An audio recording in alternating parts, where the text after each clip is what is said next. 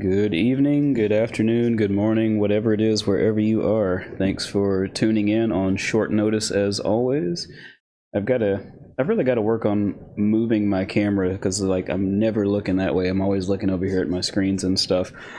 As always, this is completely unplanned. I'm actually just getting back into town from being at a meeting for my day job, and figured I would try to get some drums edited this evening. So I will not belabor this too much. Let's just go ahead and get started. So this project that I sound like Kenny Joya, the project I have in front of me, this is from the live stream that I did the other day where we had Edward Melton, he's the drummer for my band Midlife Riot and a good friend, over to the house to record some drums for a new song we're working on. This song doesn't have a title just yet. I've started writing the lyrics for it, and it's along the themes of PTSD. For those who are not familiar with the acronym, that's post-traumatic stress disorder. Excuse me, can't talk today.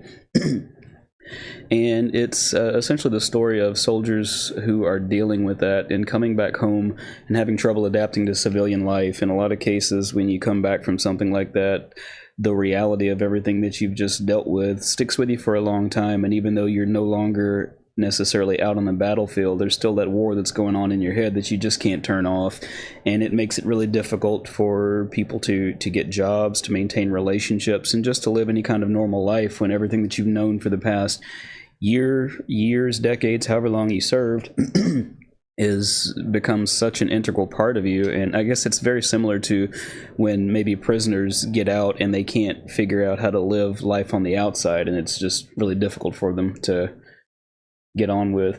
But all that said, the guitars on this are scratch tracks. The timing will probably be a bit wonky. The drums, I've already comped the drums. If you're interested in seeing more about comping, I did make a post on YouTube earlier today about using fixed item lanes to do these comps, and one of the reasons that I like doing this instead of using the traditional takes is this right here. You can see my original takes here, and they have markers that show what is going active in the comps lane up top, but the actual source lanes themselves are completely pristine and have no cuts on them. And I can make as many comps as I'd like, but retain pristine source layers. So I'll let you hear what we've got so far. Again, this is just my comp. We had 5 full takes that we recorded, and I did a comp that was about as best as I thought. I may end up changing some of them throughout the course of this edit, but I'll let you hear where it is so far. There's no bass on it. I've got just a little bit excuse me, just a little bit of vocals. So the only thing that's permanent on this right now is the drums, and I'm hoping to get those all edited up and tightened up a bit. In a perfect world, we would record the entire band at one time, but that's just not always possible. So we've got the drums recorded. I'll line them up to a click while retaining a bit of humanness, and then we'll go back and re-record the guitars and bass and vocals and all that stuff as we're able. So here's what we got so far.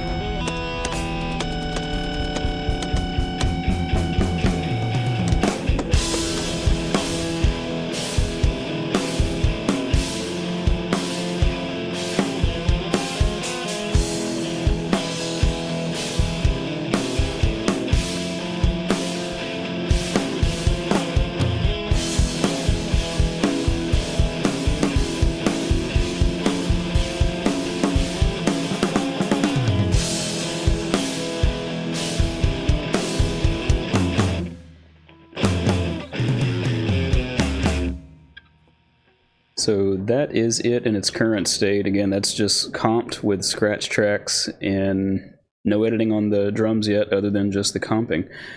As I said before, if you'd like for me to go over a bit more about the comping process, I can do another live comp if that's something that you're interested in. But I think the thing that's going to be most difficult about this is knowing for sure that the guitars are slightly out of time and doing my best to ignore them in favor of the metronome, which I will turn on.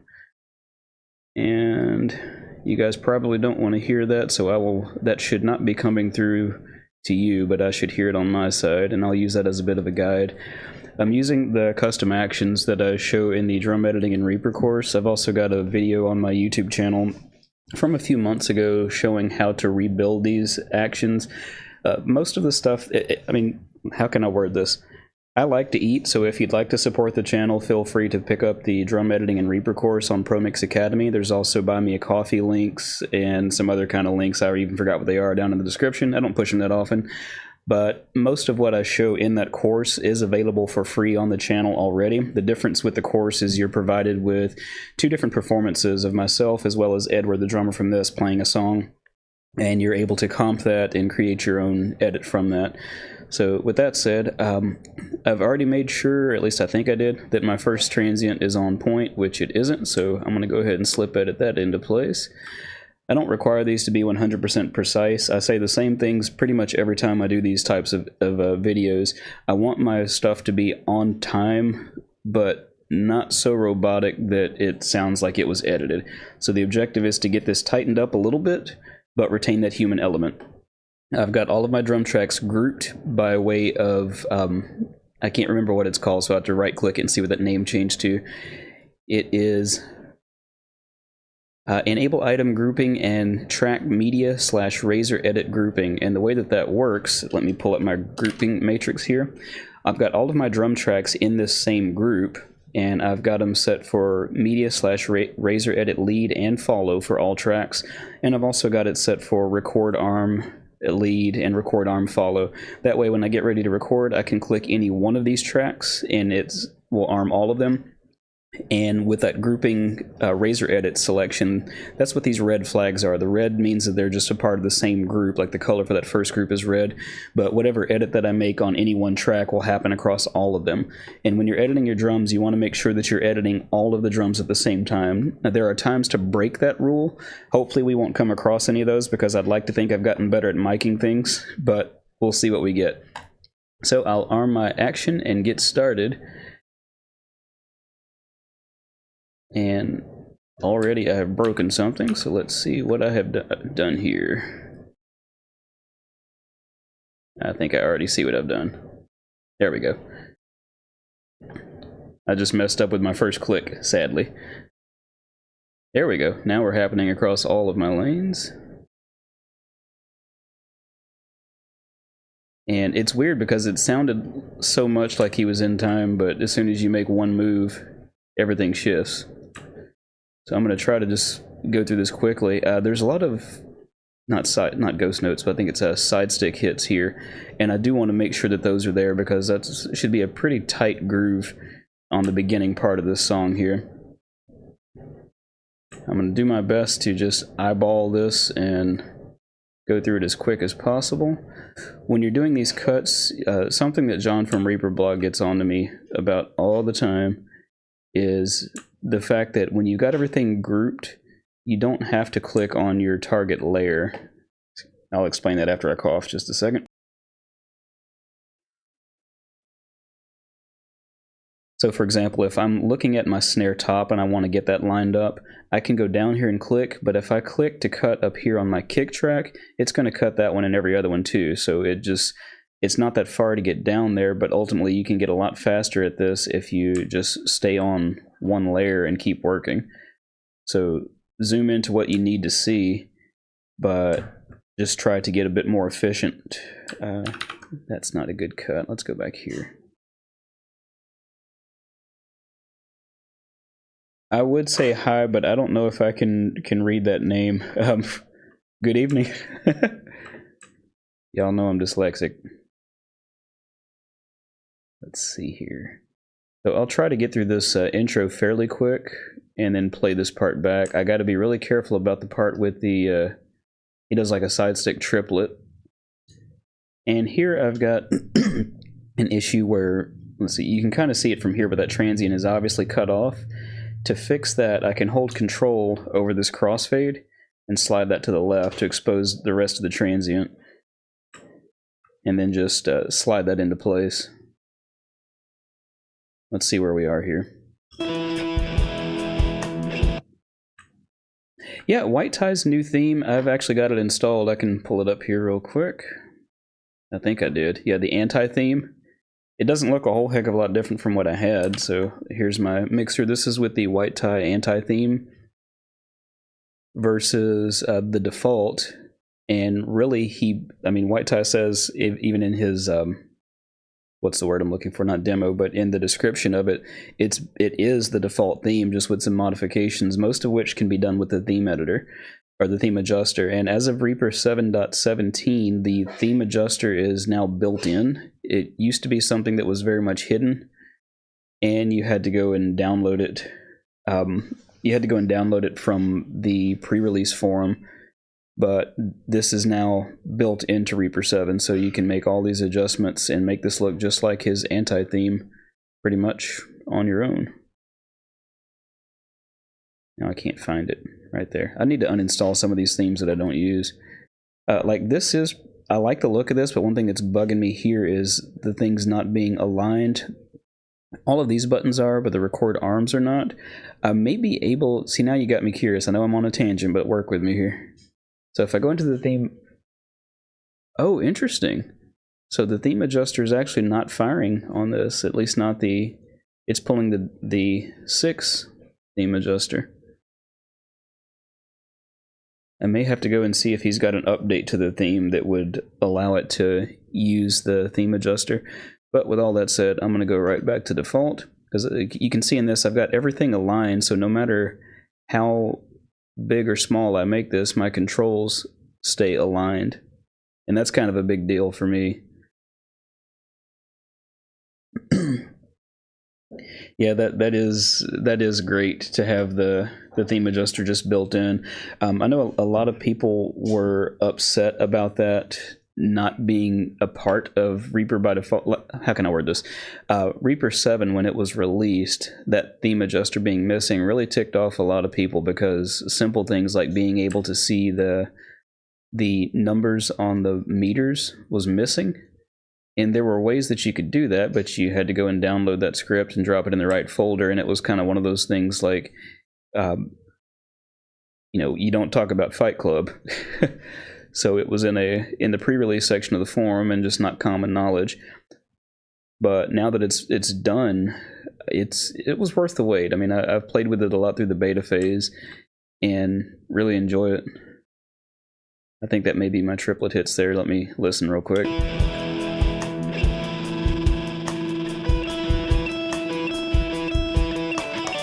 Okay, so it's right there in that yellow section. If you guys have any questions or comments, feel free to throw them in the chat there, and I will do my best to answer. This is always a little bit weird for me to do this, because, I mean, if I'm doing this for real, I'm not talking out loud, and it's just me sitting in a quiet room, moving stuff and listening periodically. So to try to be remotely entertaining while doing it is a little bit tough.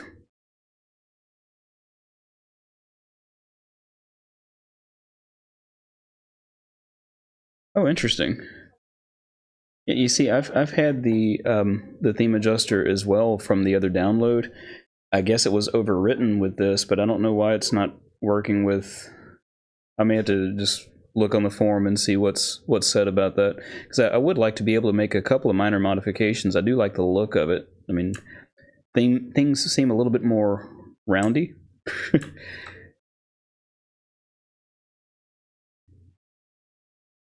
This is that part with those triplets. And if you guys hear any squealing, my grandson is in the other room and it sounds like he's awake.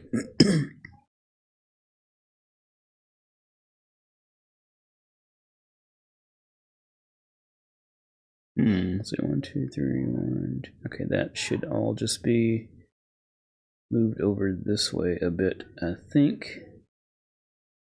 I know that should be there on the 1. This may be a little trial and error, so let's see what this sounds like. Nope, that was not right.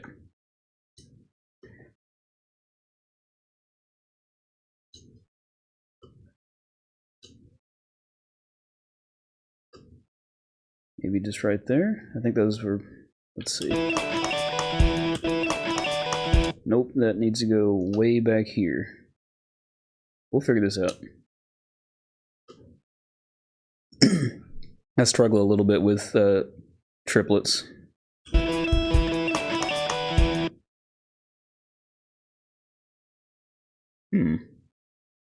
Something does not sound right.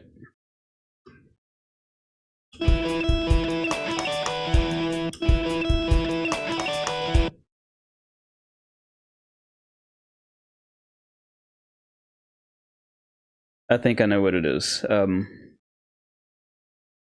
Those aren't really triplets. That's what's wrong.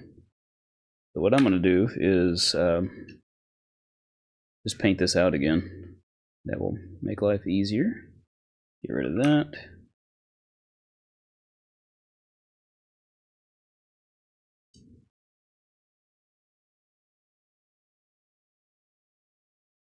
Yeah, that should fix it.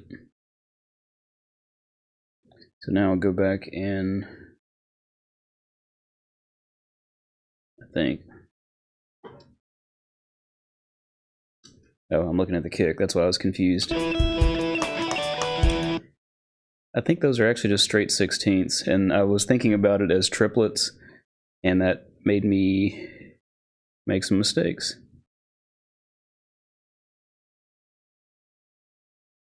Yeah, that looks better.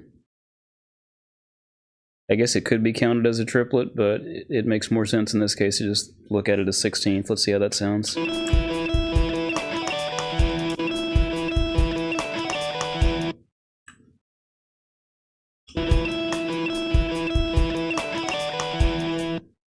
I think that may still need a little bit of nudging. I may come back to this a bit later.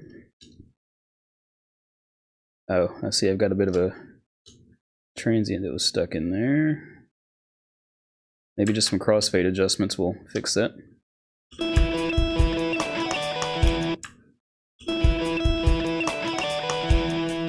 Okay, yeah, I think we're good.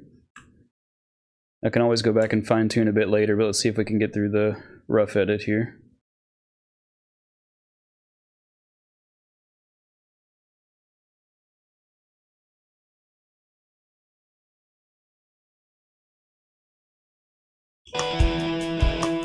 Ooh, this right here is something you got to be really careful about when you're making your cuts.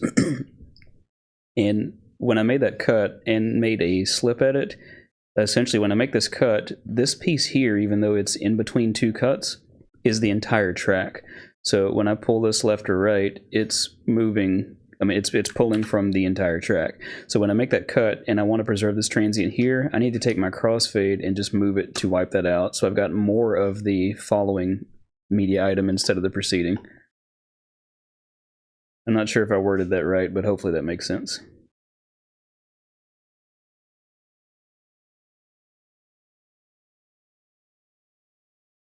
I'm not sure how well that's showing up on YouTube, but when it looks like I'm making a cut for no reason, I'm focusing on these side stick hits down here. And some of these that are actually not side stick hits are the hi-hat hits that are catching in the snare mic. So I want those hats to be pretty tight here.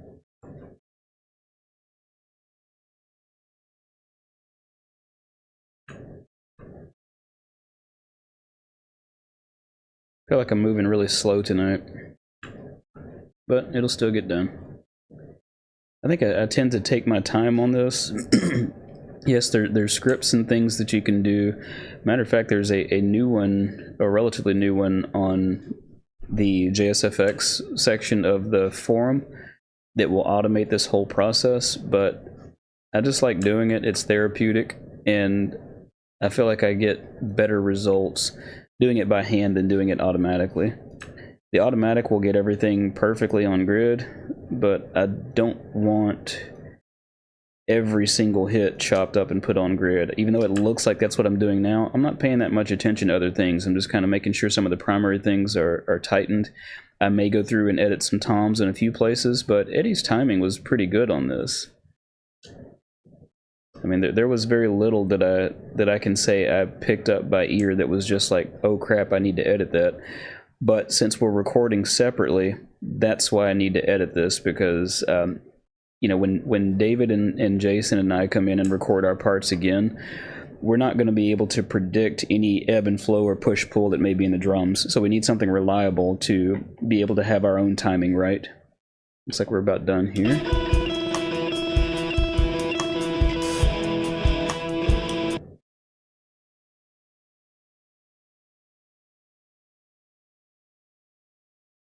Switching my grid up here to eighth notes again because I'm starting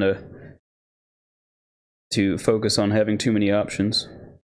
I think that it's really important when you do this to set your grid as you edit to the largest number possible. Just like in this case, I went back down to eighth notes because on 16ths I had too many vertical lines, and it made me second guess myself and just want to put something on a grid line that wasn't intended for it.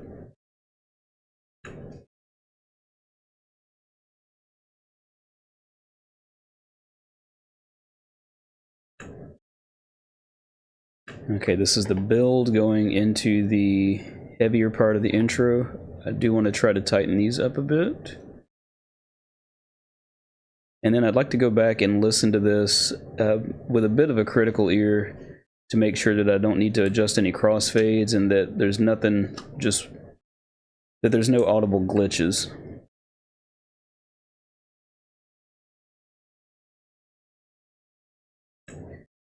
These double hits like this, that's usually just from doing a flam, so literally just two sticks on the snare with a slight timing difference. I can see those tom hits there.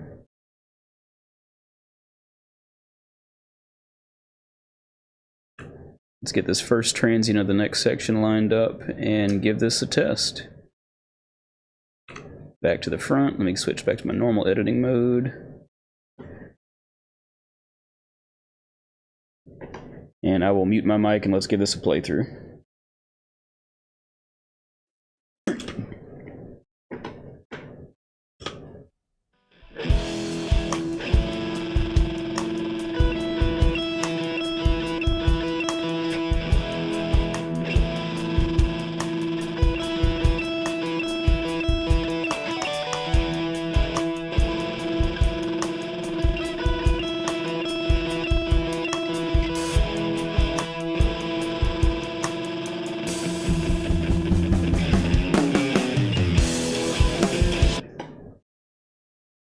Oh, that's weird. I guess I had OBS highlighted. I keep hitting some key press that was turning my mic on. Sorry about that. That sounded pretty good. The only thing that I heard that was questionable was that part where I was having some confusion as to whether it was a triplet or not. Let's see if we can find that.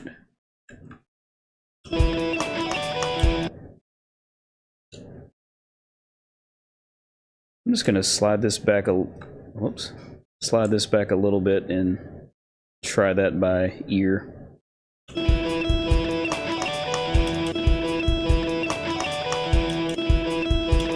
Let's take a look at the hat track. That may give us some clues.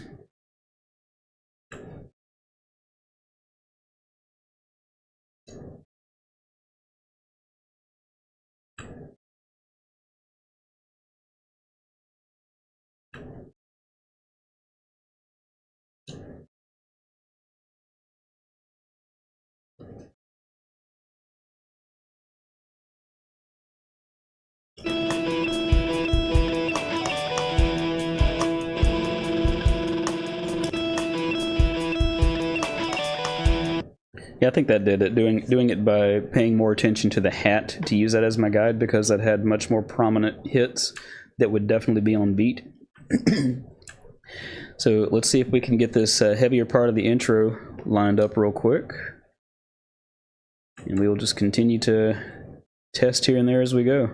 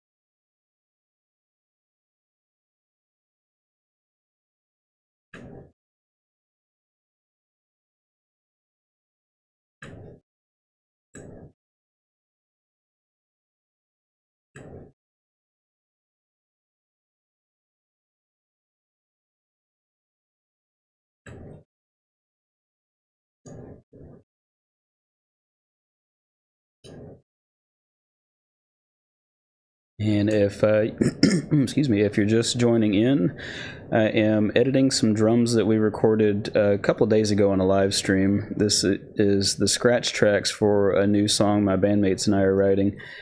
And since it's difficult to get us all together for a recording session just because of work schedules and whatnot, so we try to get together when we can to just rehearse and write new material.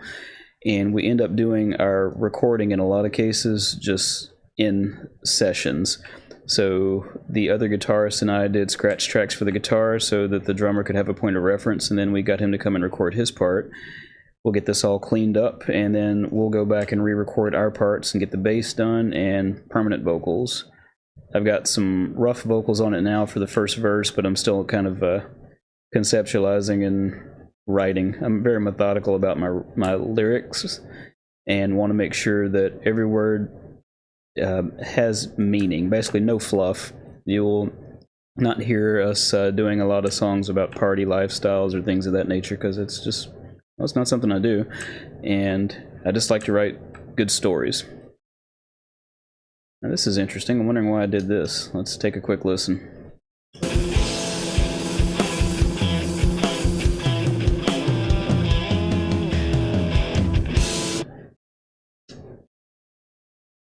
Try moving that up just a bit and see what difference it makes.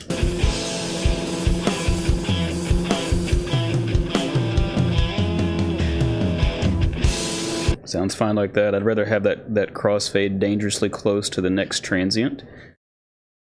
And let's make sure that those tom hits look good right there.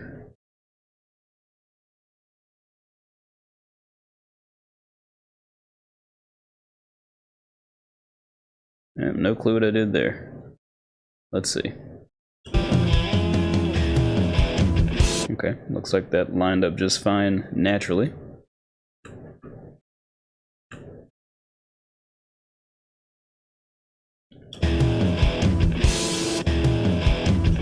And like this part right here, some people might have a panic attack about that, but the separation of those two toms sounds fine. I mean, it may or may not have been intentional, but a flam is a legitimate type of drum hit, and it sounds good to my ear anyway when those are hit slightly separate of each other. Now I could ungroup these and cut this one and move that tom to be hit at the exact same time, but I like the way it sounds, so I'm leaving it.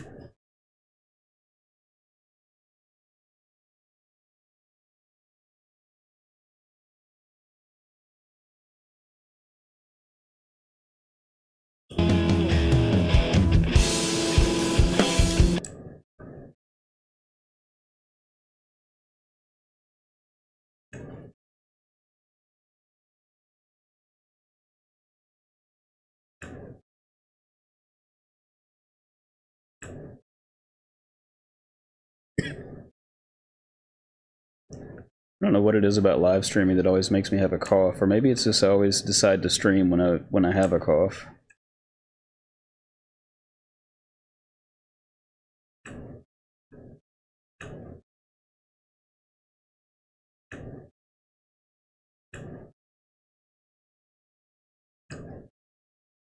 Now that's not good right there, so let's trade those.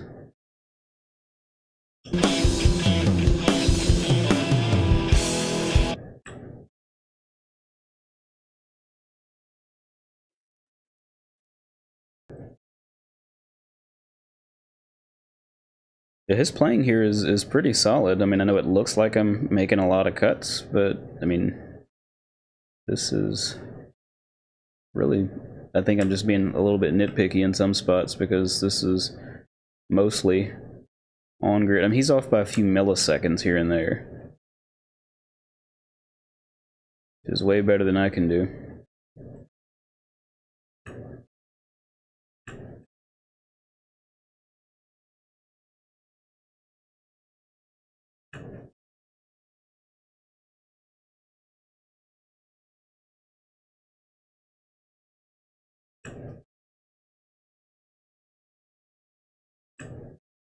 Okay, looks like we are up to the verse, so let's make sure that these last few hits are on.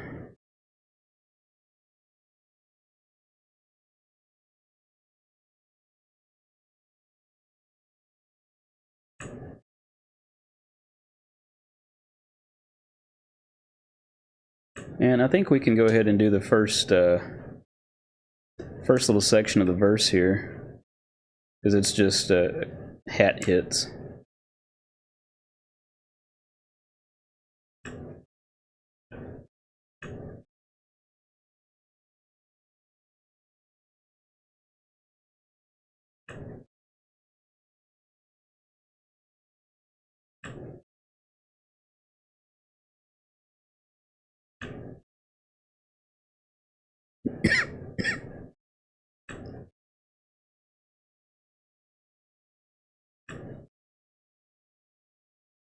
That was an unnecessary cut.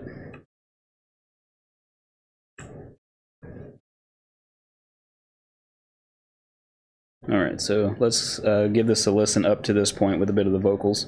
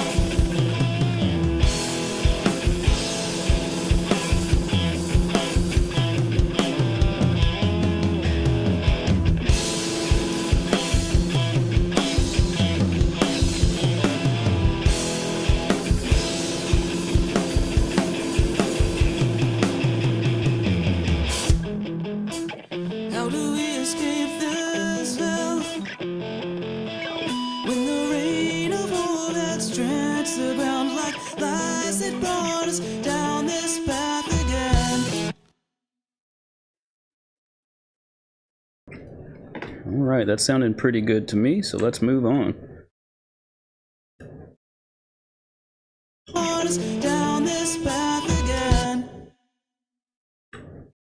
That was very squeaky on that vocal. And I'm kind of paying attention to these hats down here, because it's another groove that needs to try to be fairly tight.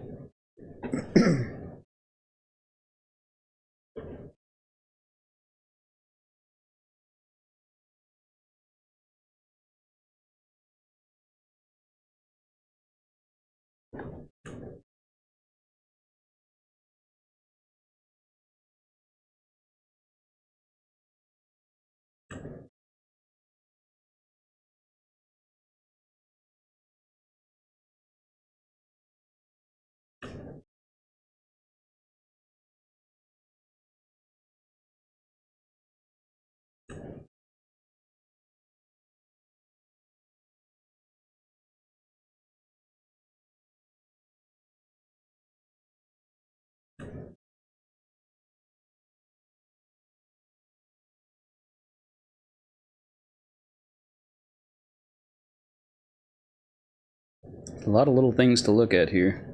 So I'm paying attention to the kick, the snare, and the hat for this part. Still, of course, moving them all as a group, but just making sure that basically making sure that this groove is tight. I have no intention of separating these, and the things, like, they're together as far as with each other, but because of the push and pull that happens when you start editing, when you fix one problem, you create another one, so that's why you end up having to make a whole lot of cuts.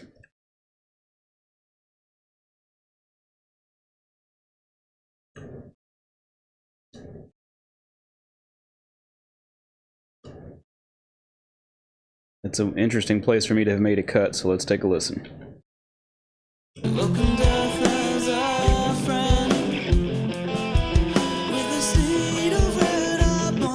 Okay, I think I recall that. I liked that particular take because he hit the splash symbol on that turnaround, and it just added a bit more something that I liked.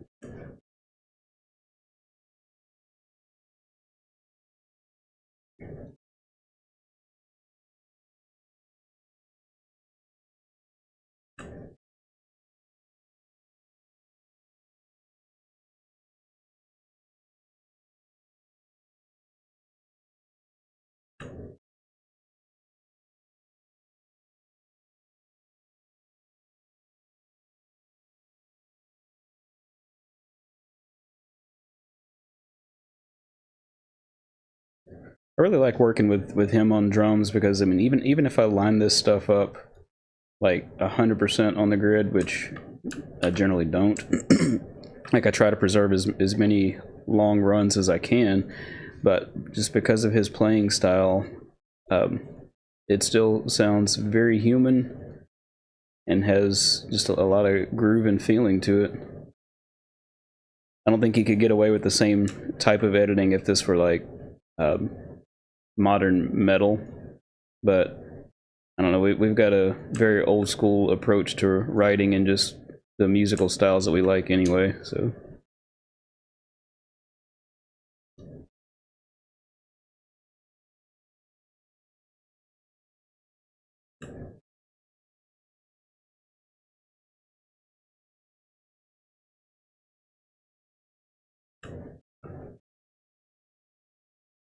I think we're getting close to the end of this section.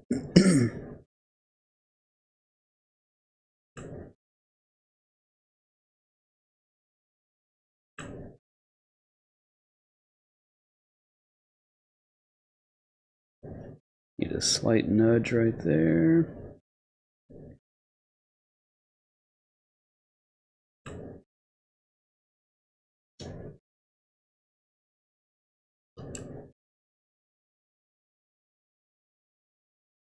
Got a bit off there.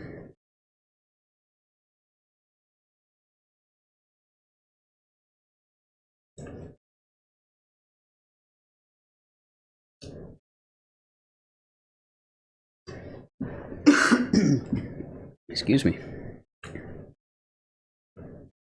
I need to get one of those mute foot switches. Or I guess I could use that. There's a Stream Remote app I can use on my phone instead of buying a Stream Deck. Or I could learn the hotkeys for muting stuff on OBS so that way I can cough without blowing your eardrums. Or I could just get better and stop coughing. I like that option better.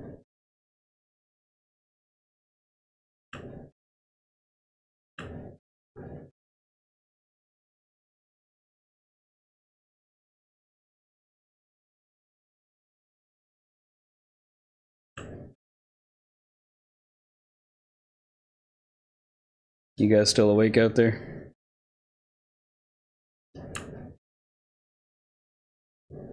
I know these sessions can be kind of boring because it's just a lot of staring at a screen and not doing a lot of listening.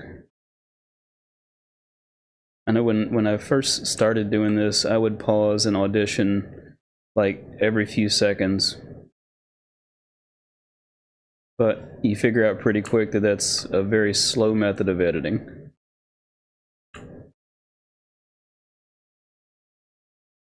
Yeah, you do need to go back and listen to it, but not after like every 2 or 3 cuts. I do tend to stop and listen if I don't quite understand what I'm looking at. And as much as we talk about use your ears when mixing, this is one of those cases where using your eyes will get you a good 90% of the way there, depending on the complexity of the music. Alright, we made it to the chorus. Let's go back and audition from beginning up through the chorus.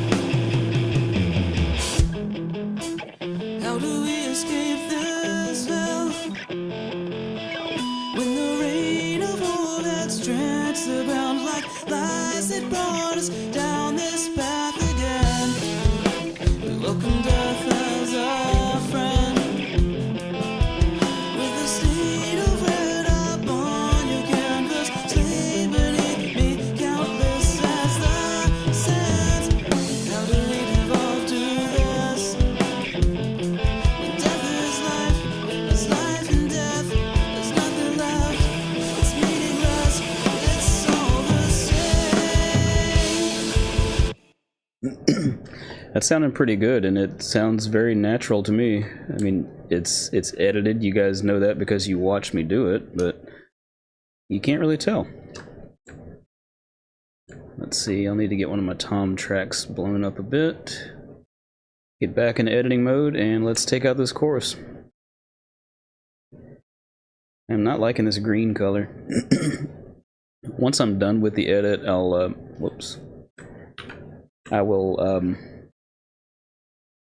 probably color all this a different color, like make it all one color, because this can make your eyes bleed, but right now it's just helpful to make it obvious that these are different takes.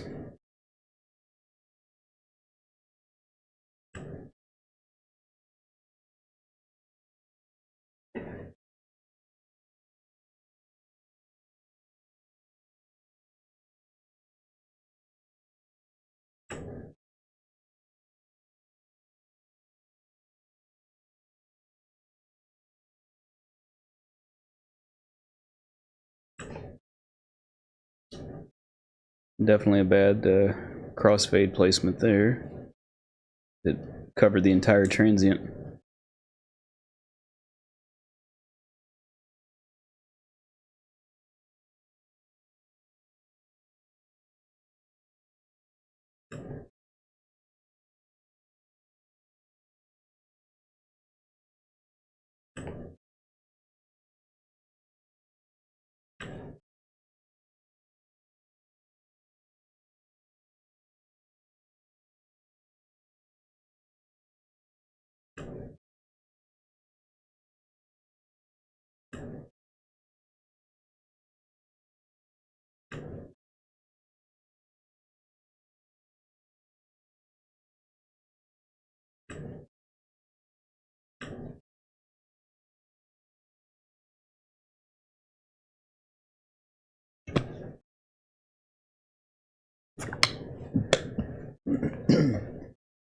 Move my eucalyptus candle a bit closer. Need to get a new one. That one's just about done.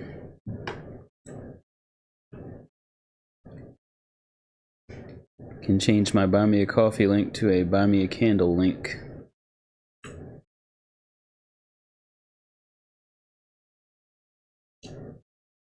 As a general rule, you kind of typically want to try to move these crossfades as close to the next transient as you can. What's happening here? Let's take a listen. Okay, so that's a triplet. I think it's eighth note triplets. Let's find out. Yep. And he is just about dead on it. First 3 hits are good. I'll nudge this a little bit.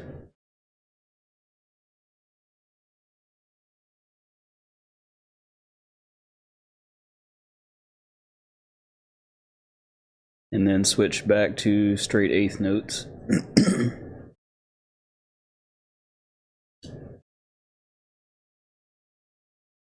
Now, as I was just talking about moving this as close to the transient as possible, in this case I can't because I start to see this over again, so I just need to move that to the place that makes the most sense, where I pretty much have 0 crossings in the crossfade.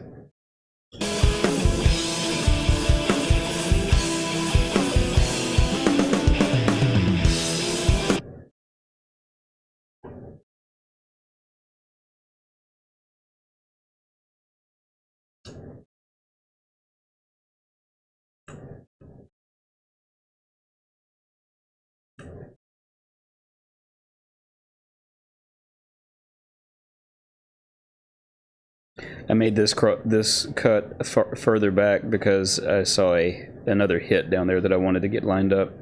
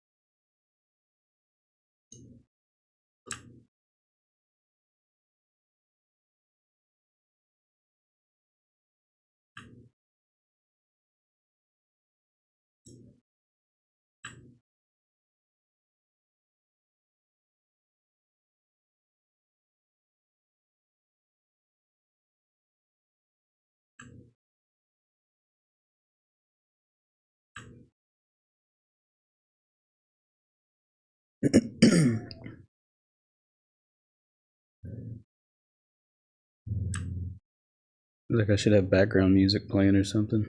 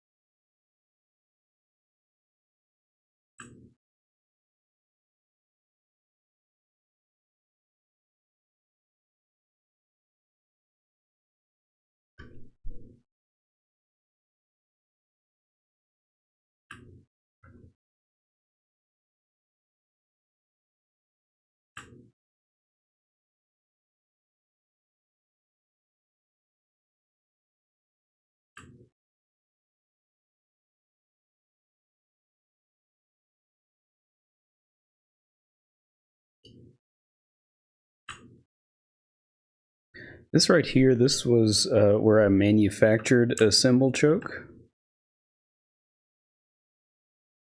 And I may need to adjust the fade out on that, or the length, but let's go back and review up to this point. This next part's fun.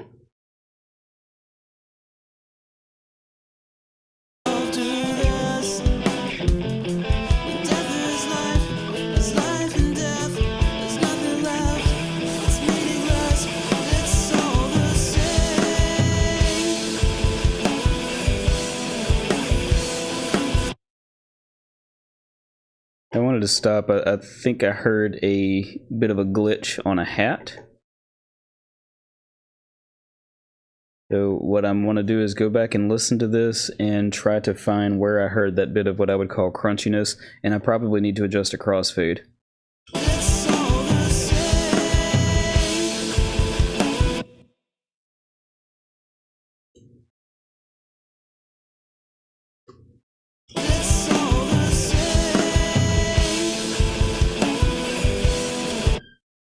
Yeah, that got it. I just shifted a crossfade a bit to the left, and I think I had it over what would have been a double transient. So I'll mute my mic and let's go back through this section and see if we can finish it. If I hear anything else that's an error, I'll stop and make note of it and fix it.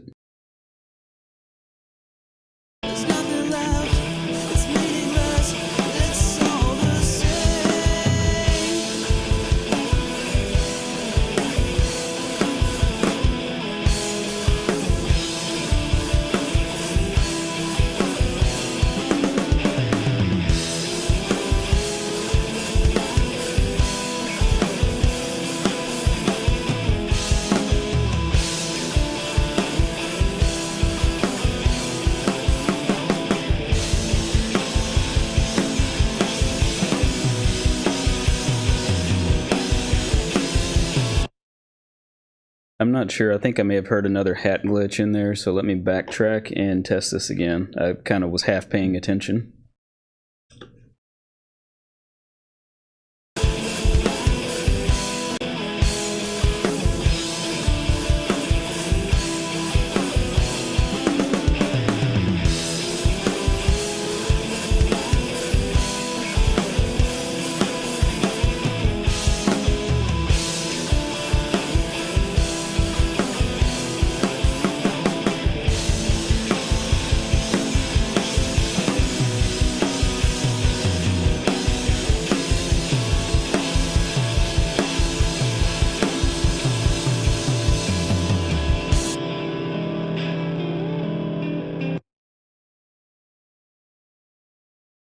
I love this next part. I do think I may want to try extending this a little bit further. Here's what he actually played.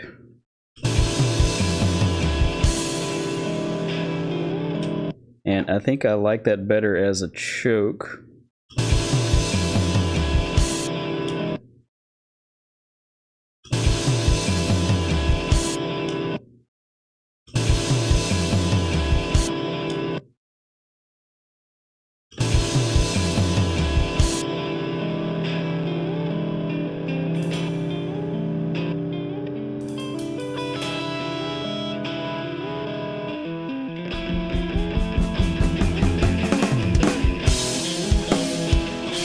I like that part a lot. All right, let's see. Take a look at these cymbal accents here, which I may need to focus on my ride channel for just a little bit.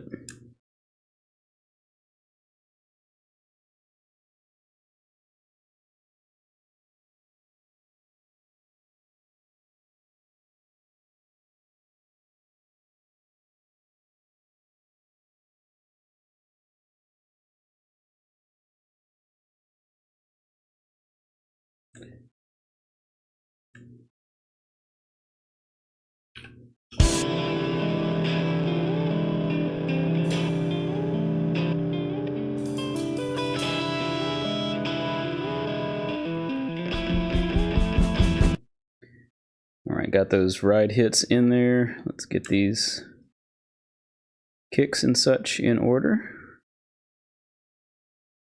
And there's the washing machine. I don't know what it is with those Samsung washers, but they want to play like a a whole song when they get finished, like they're really proud of themselves for finishing the close.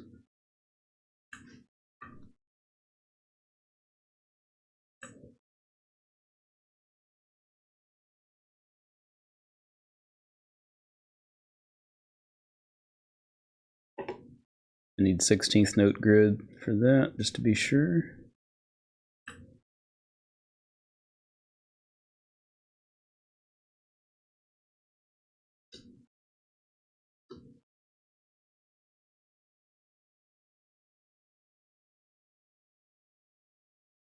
Not sure what's happening there. Let's see.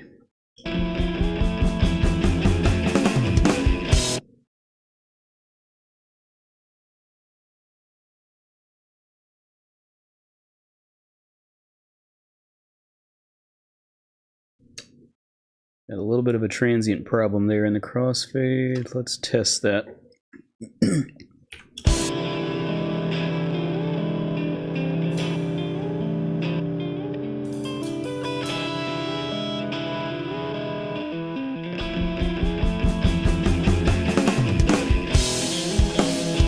Yep, that sounds good. So let's move on to this next section and get it all lined up.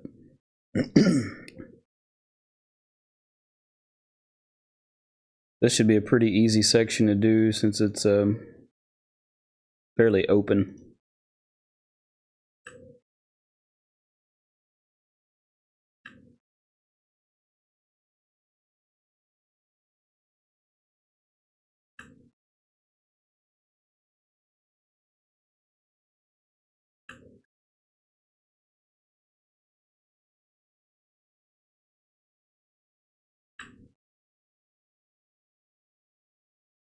Now, I'm sure you guys can see that error right there, plain as day. Which it may fix itself once I drift this backwards, or it won't. Let's try that.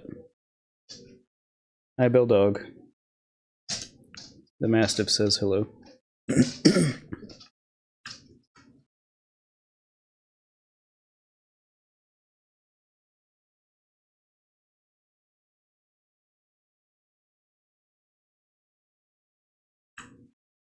We are getting there. We are getting there.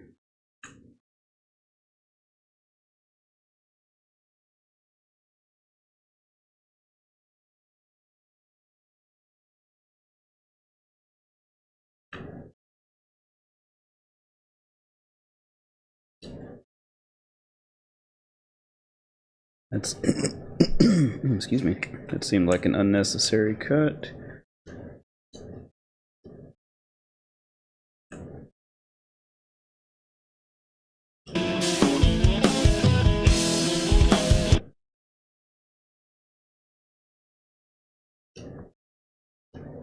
I know I'm a little bit biased, but I absolutely love the sound of my drum kit. As far as effects that I'm running on this, I mean, the only thing that I've got on this is I've got re-gate on the toms because I get some resonance on my second tom when the kick hits, and I've got a little bit of compression and saturation on the drum bus. Looks like I may be doing some compression on the snare just to keep it from peaking because Eddie hits pretty hard. But that's dangerously close to natural sound with minimal processing. I think I did most of what I did on the bus just to give it a bit of a volume boost. And it helps that this room sounds good. I mean, I've got really tall ceilings, and the room's not huge. It's 26 by 26-ish, or 25, 20-something by 20-something, but it's, I don't know, this room's got a good bit of echo. You may be able to hear some in my voice depending on how I am situated with this mic and whatnot, but it sounds fantastic for drums. One thing that I wanted to do before I started this recording session, but I forgot until it was too late, was to take my room mics and drop them down. I've got them up probably about 5.5 feet high. I've got stereo room mics back in the corners there, but I wanted to drop them down so I could get more shell noise and less of the cymbals, but I forgot to.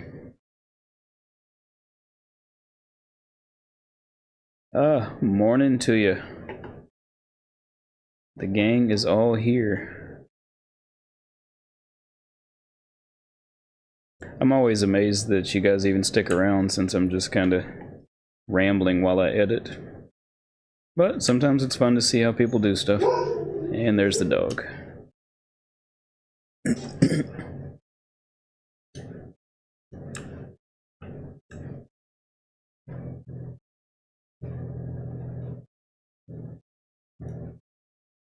Kind of curious to see how that flam falls. That sounds fine right where it is.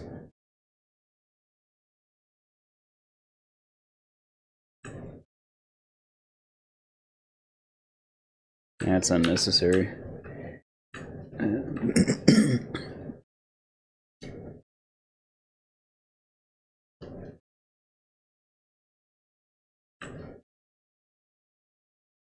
We're getting dangerously close to done with this, and it sounds like the baby in the other room is not happy.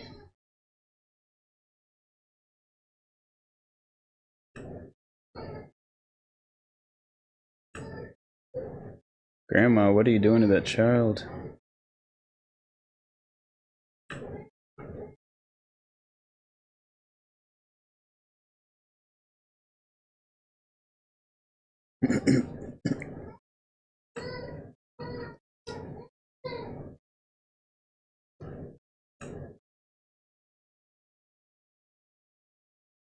Those look good to me. Kind of curious as to why I made this decision here. It may have just been because I wanted some variation in the beat, so let's take a quick listen.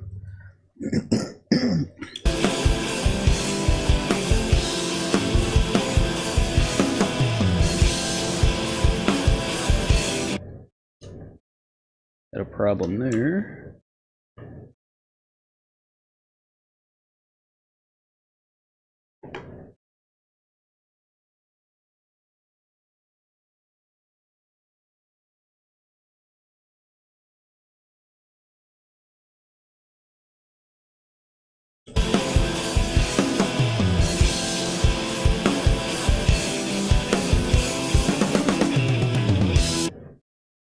Those dang triplets again. But at least they're triplets for real this time and I'm not confused. Batman, welcome. You are quite legendary yourself. I know that I don't mean to give you a big head, but you keep winning that Dad of the Year award with everything that you're doing musically with the kid, man. That's absolutely amazing.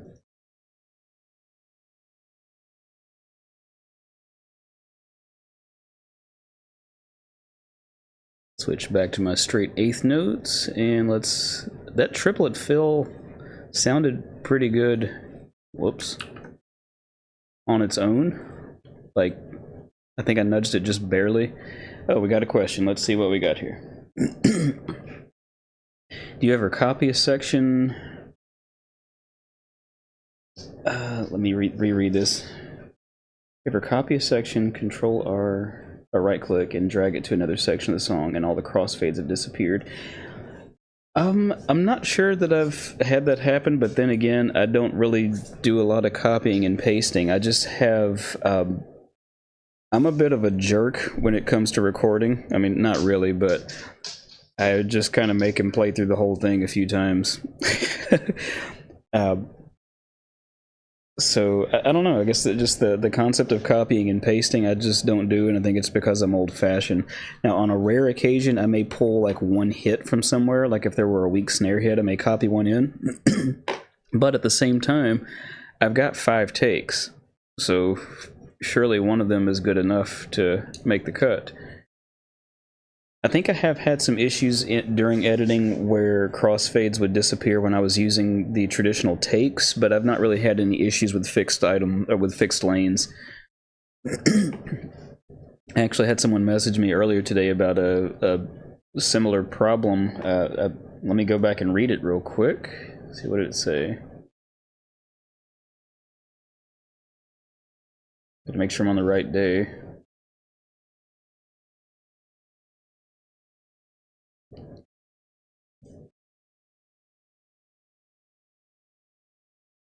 Oh, here we go. Crossfades. Oh no, I had someone message me earlier today about a problem with crossfades, and it was actually a different issue with crossfades. I would highly recommend switching to the fixed lanes. It takes a bit of how can I word it? It takes a bit of relearning because you're so used to other workflows, but you can combine traditional takes and fixed lanes at the same time, or if you've got takes, there's an action that you can use. Let's see, explode.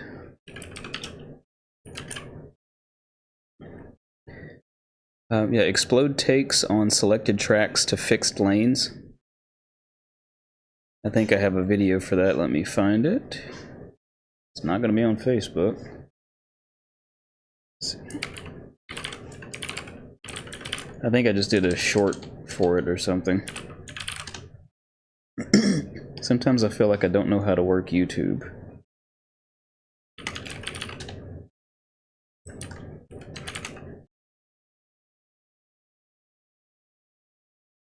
Shorts. Convert takes. Yep, there we go.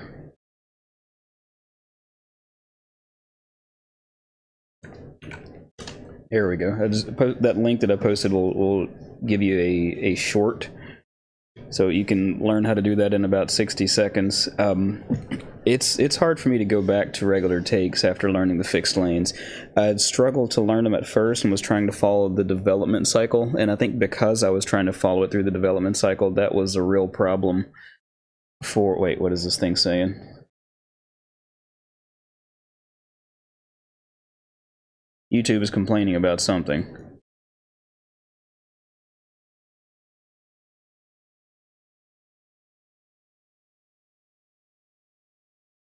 Audio stream bitrate. Oh, it's saying my audio stream bitrate is lower. I must have missed something in my stream settings, so I hope that this audio quality is good enough.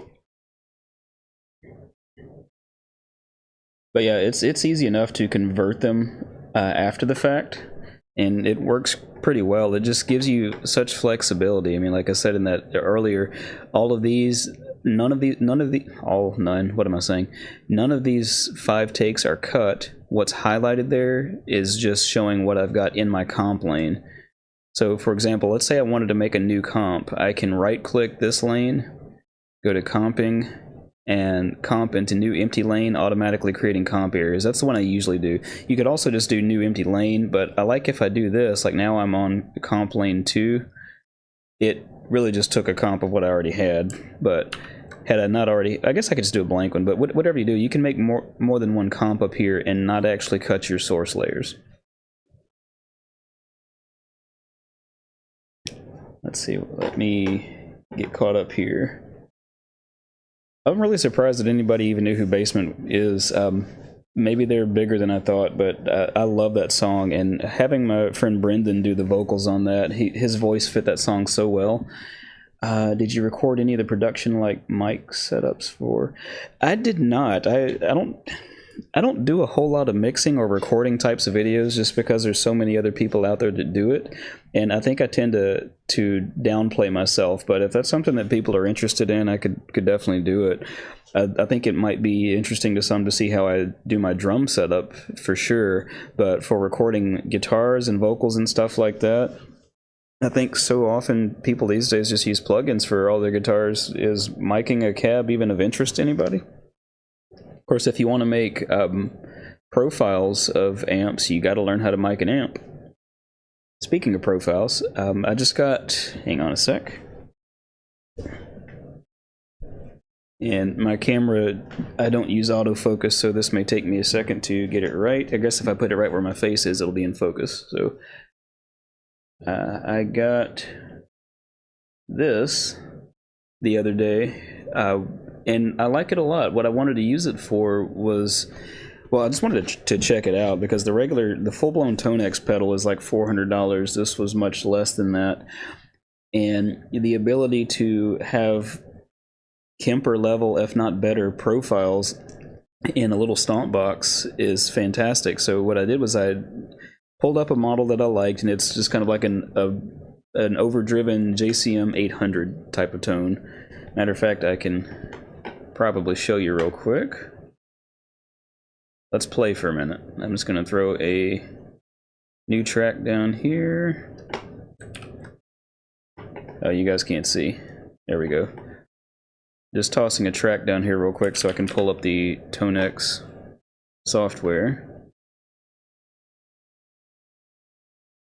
I've got an old project that I need to resurrect where some friends and I did. Oh, I guess it helps if I actually click the plugin to load it. But I did it with all live drums and live amps, and it sounds freaking phenomenal. So much better. Let's see, I'm still trying to figure out how to use this thing, so this may take me a second. My tone models, no. Where is my stuff? There we go. So this is the model that I've got in the pedal, and I have no clue how loud this will be, so let's see.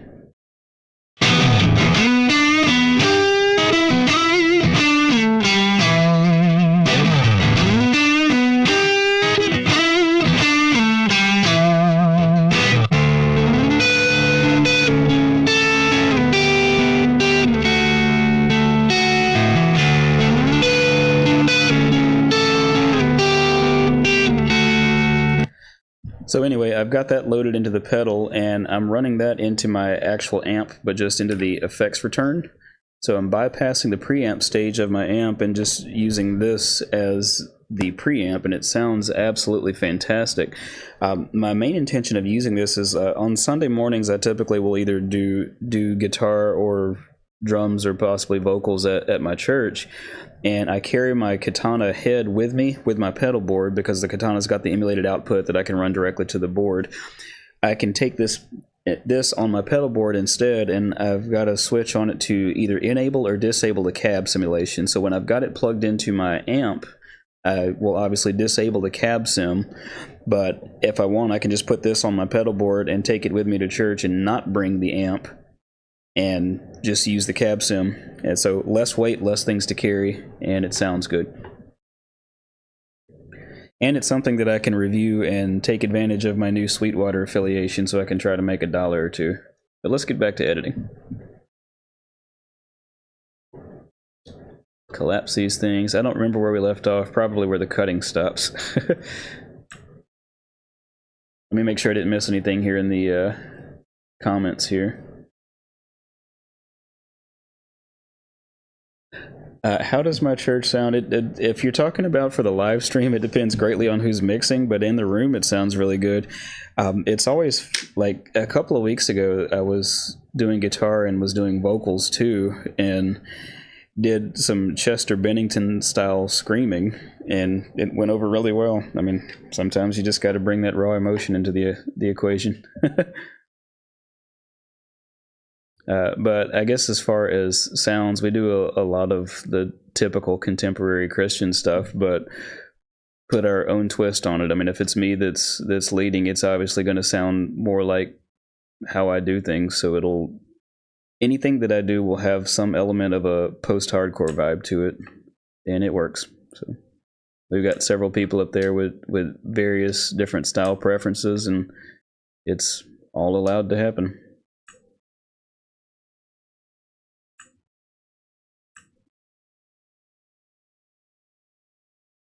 I'm going to finish this if it kills me. Hopefully it won't.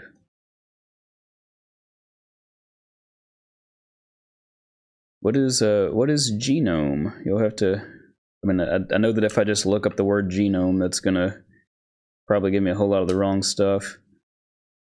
What are we doing here? Is this more of the triplets?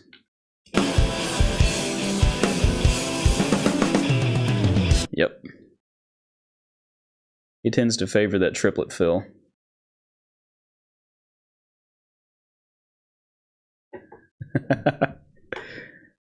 Have a good one, my cash. I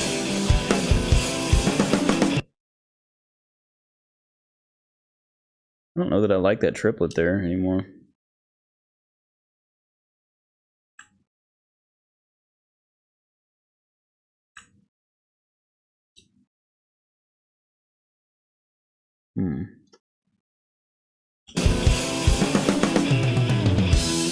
Okay, there we go. That works.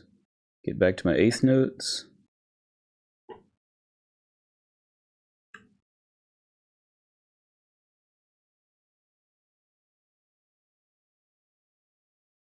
Oh, 2 notes. Got you.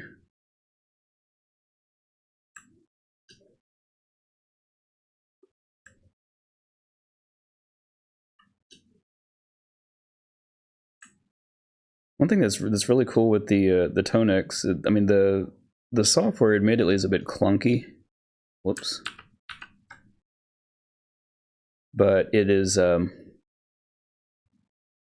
don't know how to word it. It's clunky but intuitive at the same time, which sounds like an oxymoron.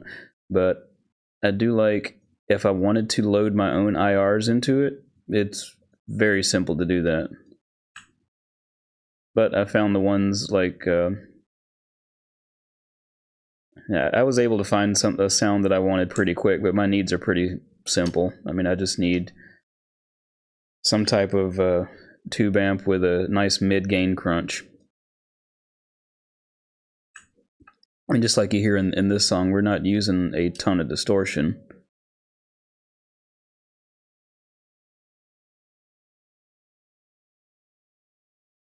But I mean, you can create a sense of heaviness with minimal distortion. I think that's, to me, that's a bit of a sign of progression as a guitarist. I know when I first started playing, I was all about maxing out the gain on everything, but these days I just prefer clarity and good composition. So you can use significantly less gain, but you just compose for the heaviness and find different types of chord shapes and voicings and such that work well.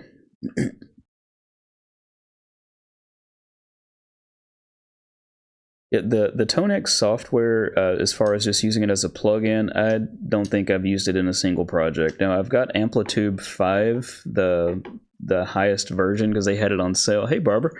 Barber there is the good guitarist of the group.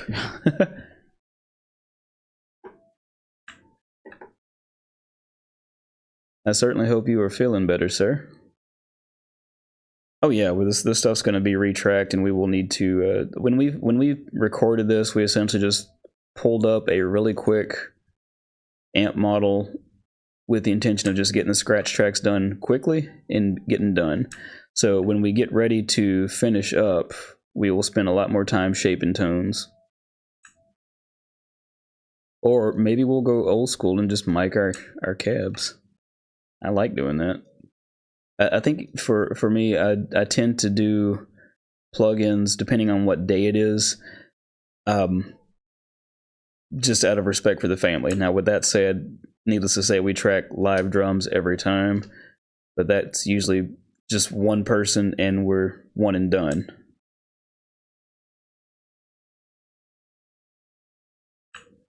Whereas with the guitars, it's going to be 2 of us doing multiple takes, and then there's the bass, and our bass player, I swear he plays like a 1,000,000-watt rig, and he's kind of hard of hearing, so he likes it loud.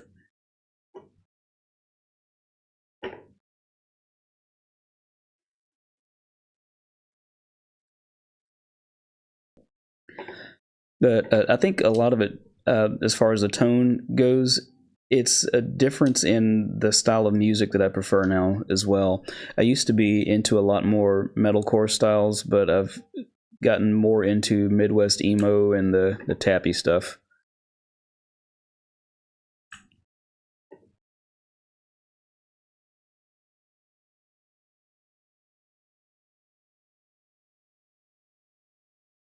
And David, I cannot wait until you're able to come by and check out that Tonex through the amp. I mean, it sounds and feels phenomenal. The only downside is I got to buy a new power supply now.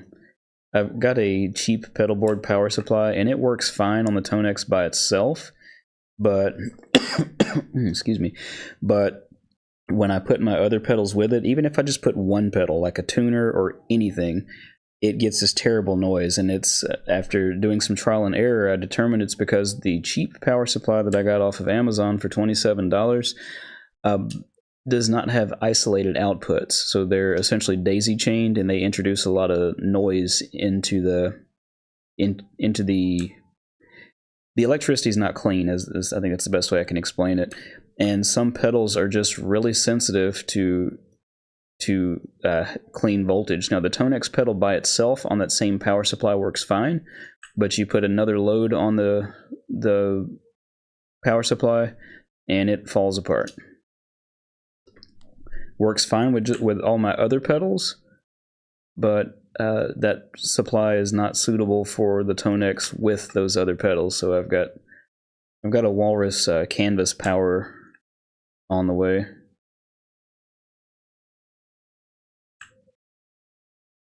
That's weird.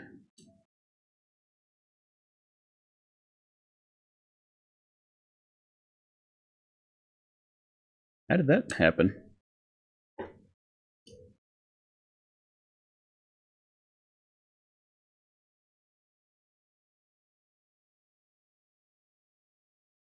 Oh, interesting.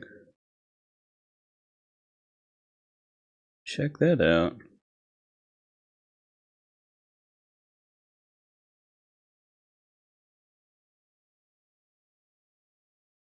Let me fix something real quick. I think I just spotted an error.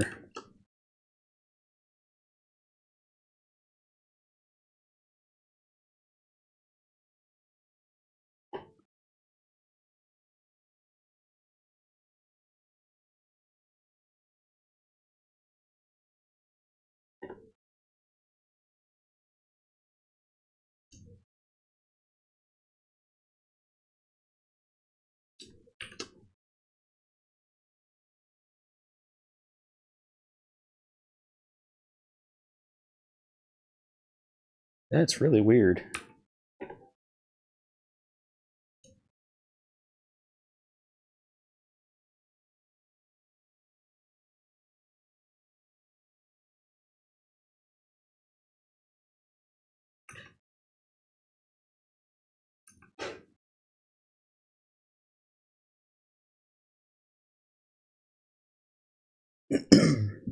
I have apparently stumbled across a problem. Let me see if I can figure this out. I've actually not had an issue with this before.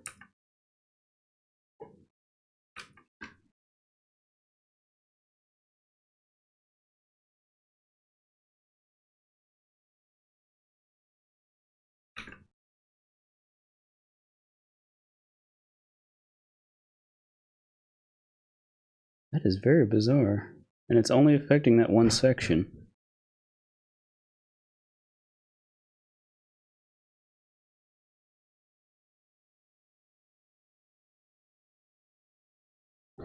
Well, I seem to have stumbled across a bug that I have never seen before. And it's working fine everywhere after that. Let's do this. Let's get rid of all this, which I realize that looks terrifying. Paint backwards. Actually, let's figure out where that cut is. I need a marker right there.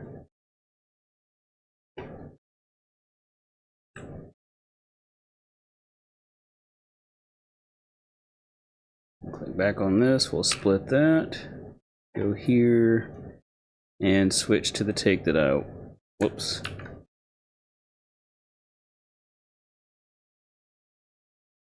I think I need to resync my... Something strange is happening with the comps there. Refresh out of sync comp. Okay, there we go. I needed to refresh that. So now I can get rid of that.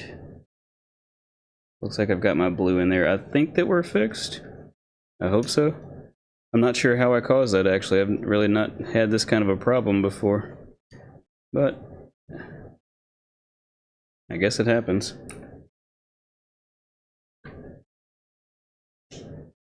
Yeah, I think I got some oddities going on with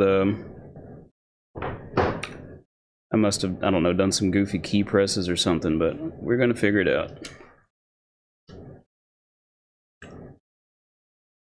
Let's see here, how far did we get?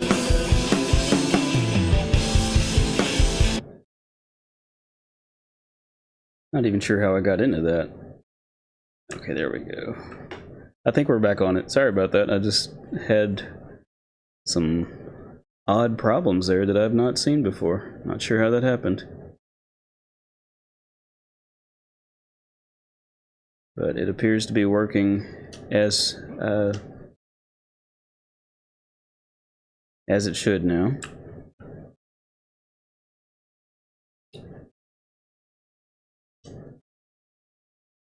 Got a little bit nervous there for a second.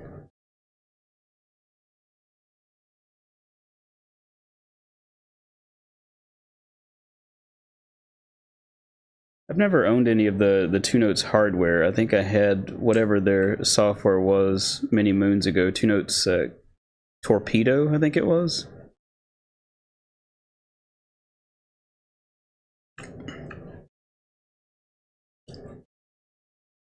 And Audio Assault has got an amp modeling. Dadgummit, got another one here.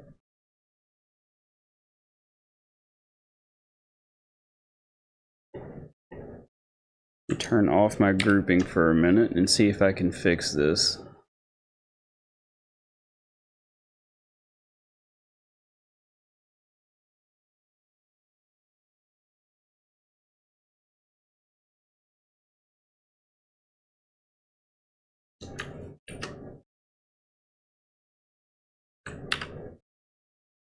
I hope this is not going to continue to happen because this is really bothersome.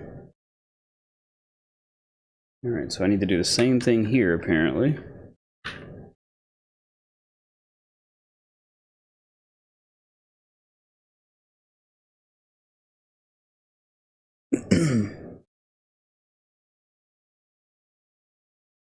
This is freaking crazy.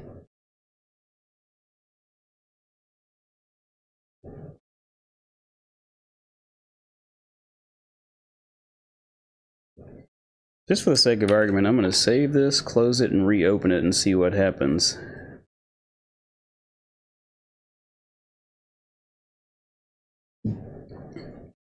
That's very strange that my grouping's not behaving.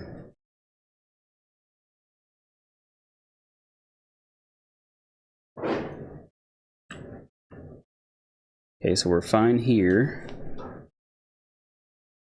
So I need to go back and, I guess, delete this. Delete that.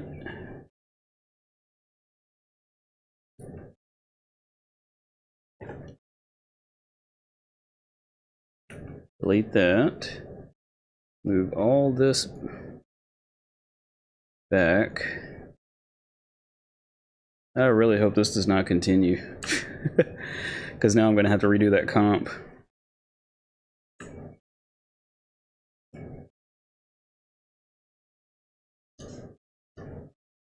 It looks like the rest of it is fine. So let's go here, and I think that was the blue take.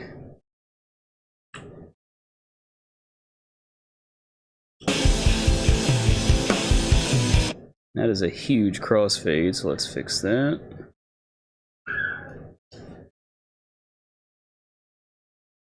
Okay, looks like we're back to normal, hopefully. I wish that I could even tell you what's happening, but it just seems like the grouping broke. I've not had that happen before. Had it happen a lot in the old days with takes where you had to actually group at the item level, but I've not had that happen with track level grouping before.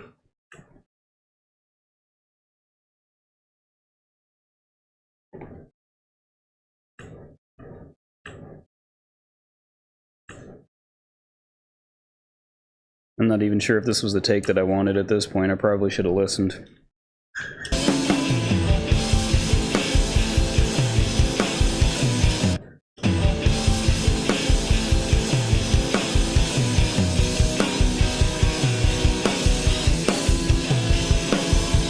That sounds fine. I'll just stick with it.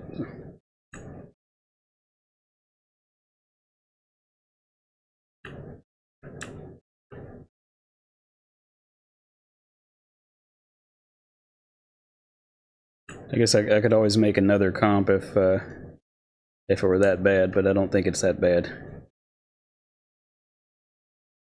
Technical difficulties.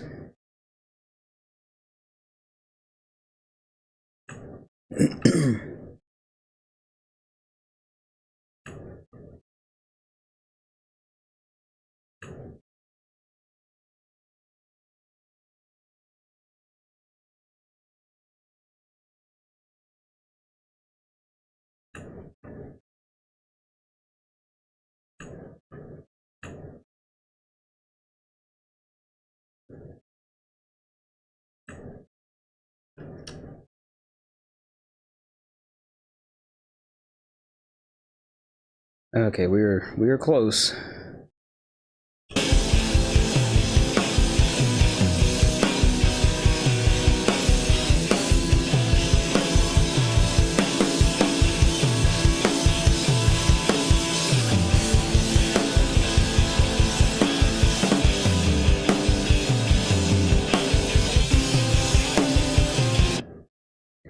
Now, I know for sure that was actually not the take that I wanted there, so now I'm kind of curious.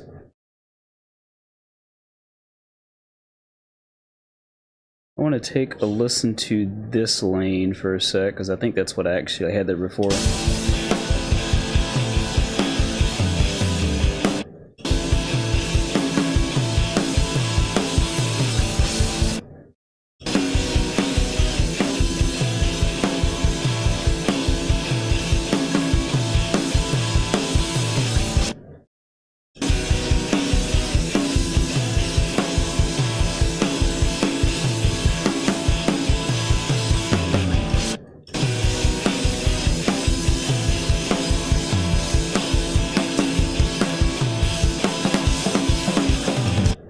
Yeah, I'm pretty sure it was this green one originally.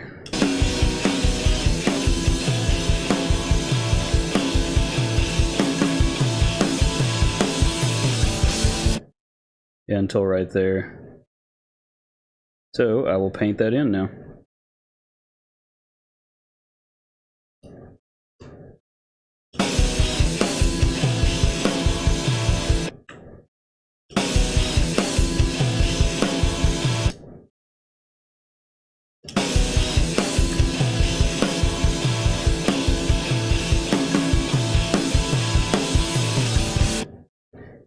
Yeah, I like that a lot better because it's just got a bit more character, I guess,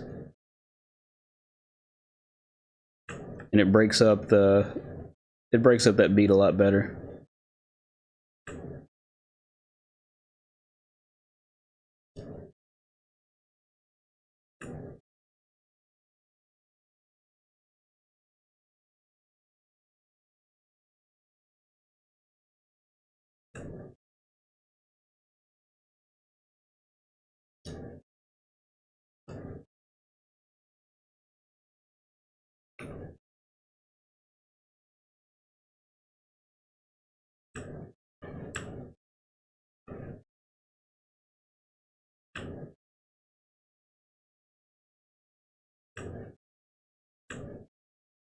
And those kicks are dead on.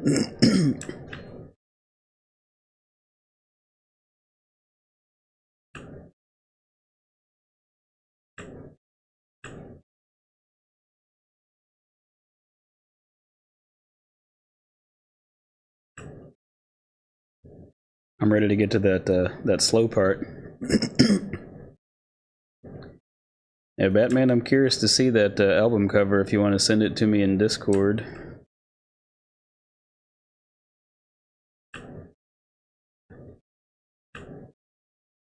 Okay, I think we're at the triplet thing, maybe?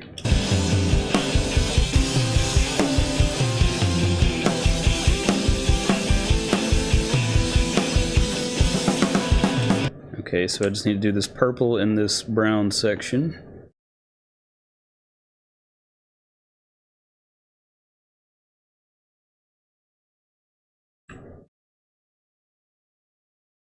I feel like I'm still recovering from that glitch a few minutes ago. That was a rough spot in my life.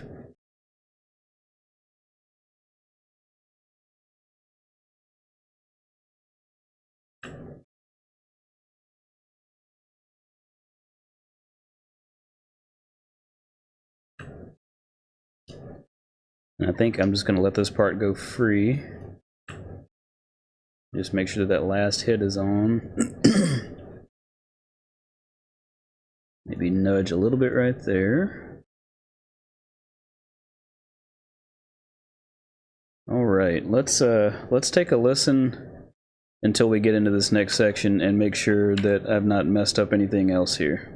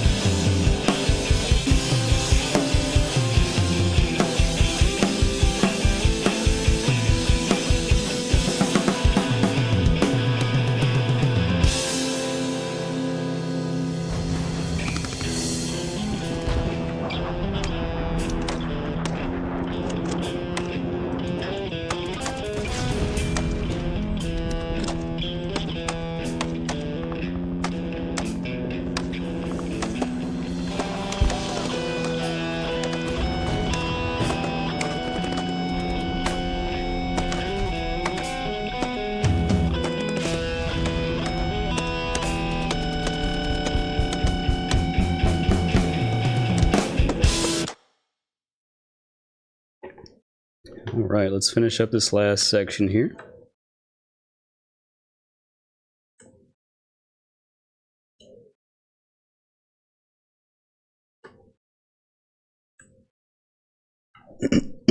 Excuse me.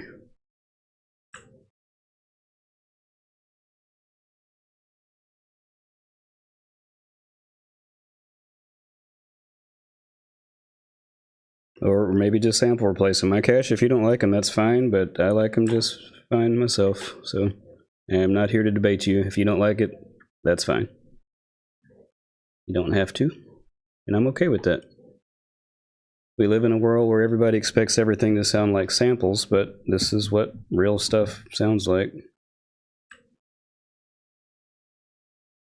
And this is for the most part unprocessed, so it's just I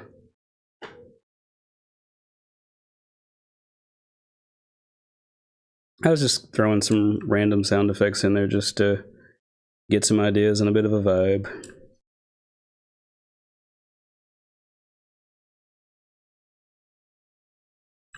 Let's see, where am I?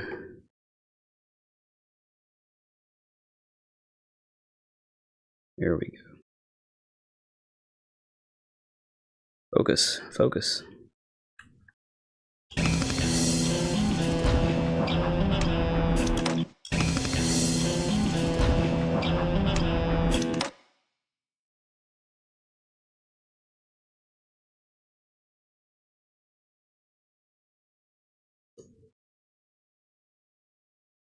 A more expensive mixing board solves nothing.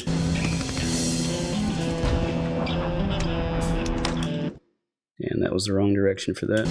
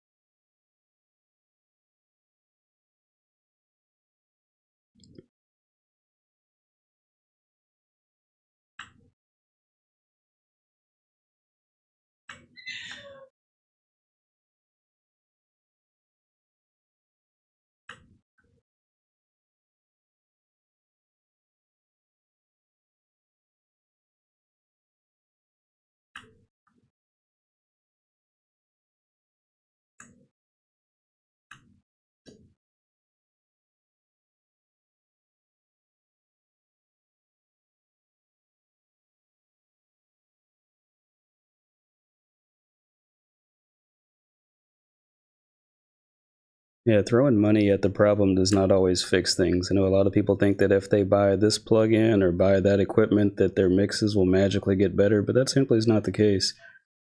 Understanding and mastering the basics and the fundamentals and lots of practice is about all that fixes that stuff.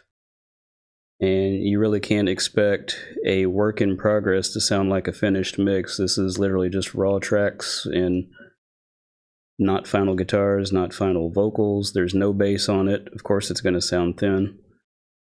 And nothing on the drums but a little bit of compression. So.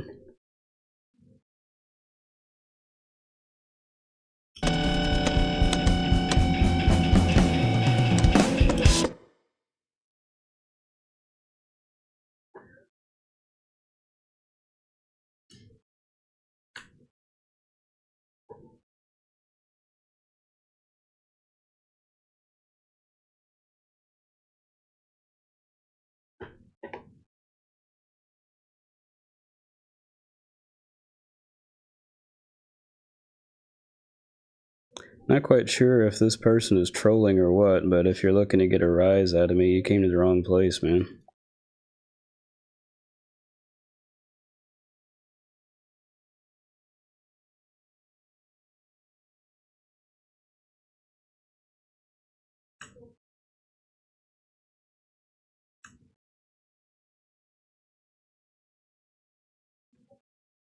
And I guess it's just way too easy to read too much or too little into people's commentary on the internet, but I just tend to not play into it. I mean,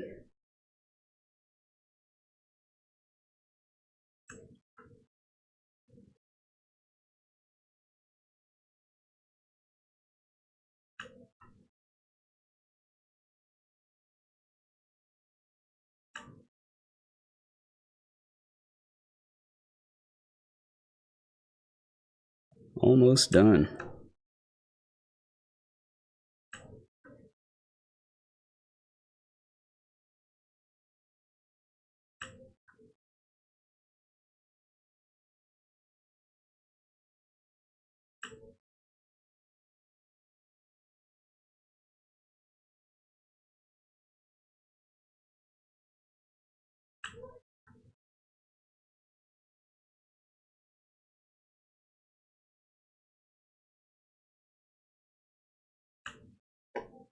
And I could have had this mix, or sorry, this drum edit done a long time ago if I just had a more expensive mixing board. And all the plugins that everybody else uses, and samples, and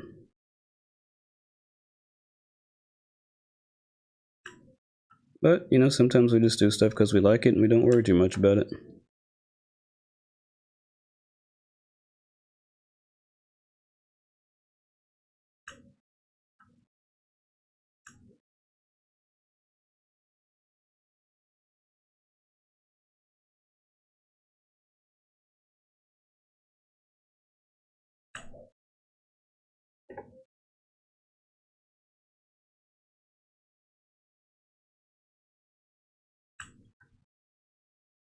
That is definitely off.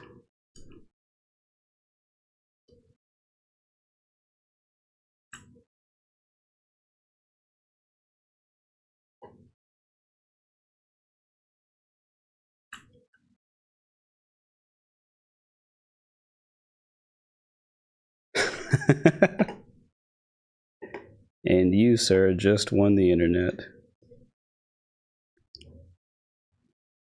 I don't know, I guess sometimes I'm a little bit slow picking up on trolls because, I mean, I'm not looking for that.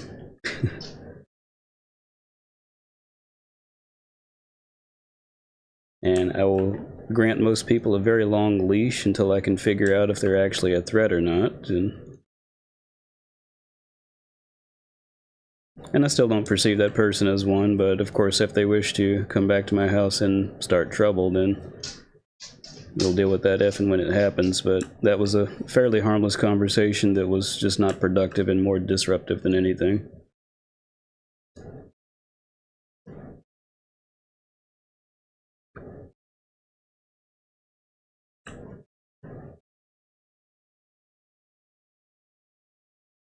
I don't get a whole heck of a lot of negative comments either in my streams or on my videos, and tend to just, I mean, I don't know, how do I word this? I'm not one who feels that I have anything to prove.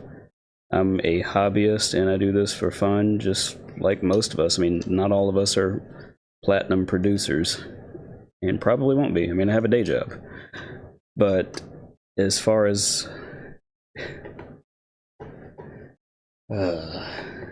good lord. But anyway, as far as all that stuff goes, it's a waste. Well, you're right, it's a waste of energy. So, my cash, I am not sure if you were just trying to be funny, if you're trolling or what, but if you don't like the content, there's plenty of other YouTubers that you can watch that may be more your speed. Maybe somebody doing some Call of Duty videos or something. But as for the rest of us, we're all friends here and are just trying to have a peaceful evening.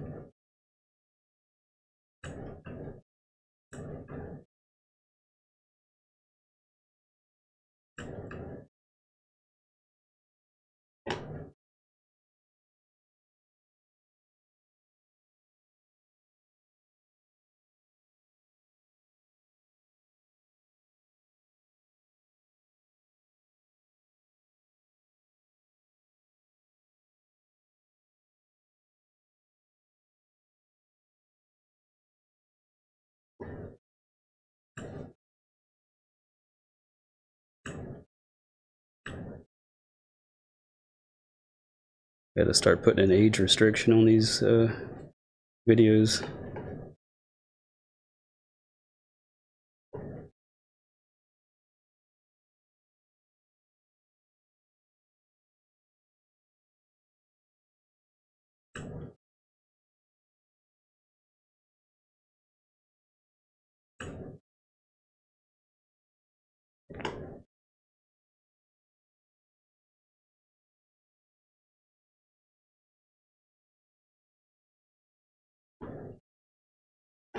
I think that should do it. There may be a couple of glitches in there that I will hear at some point, but let's give this a play and see what we got.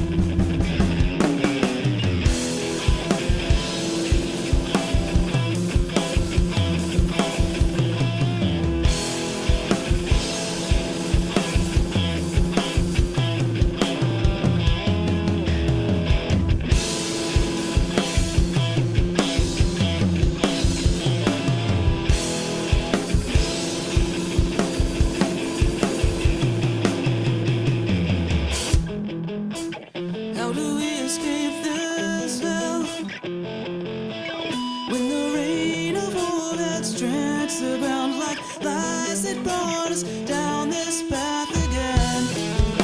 We welcomed death as a friend. With the stain of red up on your canvas, slain beneath me, countless as the sands. How did it evolve to this? When death is life and death, there's nothing left. It's meaningless. It's all the same.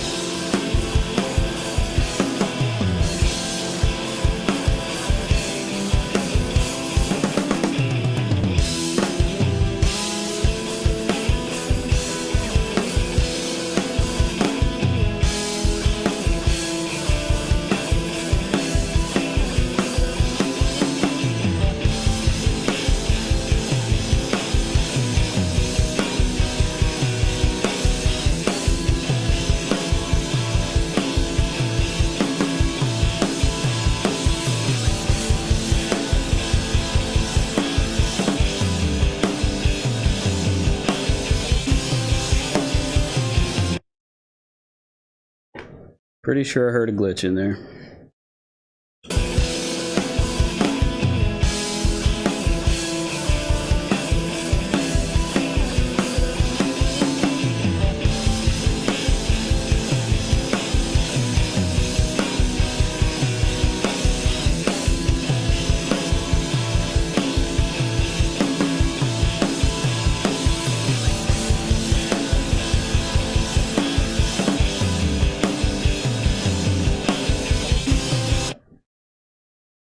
Yep, right there, where we go from green to purple.